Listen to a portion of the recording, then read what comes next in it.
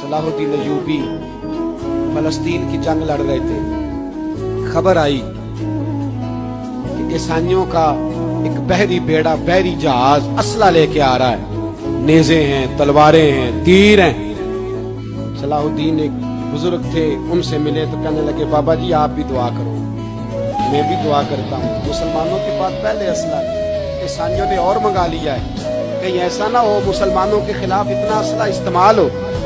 یہ بات کہی، بابا جی کو دعا کا کہا. خود مسجد اقصیٰ میں ساری رات روتے رہے. صلاح الدین ساری رات ہمارا حکمران جسے ربنا آتنا فی الدنیا پوری نہیں پڑھنی آتی، اور اب تو ایسے پیر آ گئے ہیں میدان میں جو سورہ فاتحہ سیدھی نہیں سنا سکتے الا ماشاءاللہ. ساری رات صلاح الدین ایوبی روتے رہے. وہ بزرگ کہتے ہیں میں بھی کونے میں تھا، پر جس درد سے اس نے دعا مانگی میں نہیں مانگ سکا. سویرے خبر آئی کہ دشمن کا وہ بحری بیڑا جو اسلحہ لے کے آ رہا تھا دریا میں غرق ہو گیا.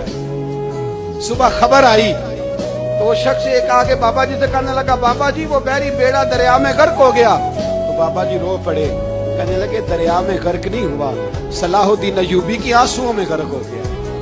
اس کے آنسوؤں میں غرق ہو گیا ہے. اس نے رب سے دعا ہی ایسی مانگی، اس کے آنسوؤں میں. دعا بھی نہیں مانگتا میرے بھائی مسلمانوں کے لیے، تو دعا بھی نہیں مانگتا.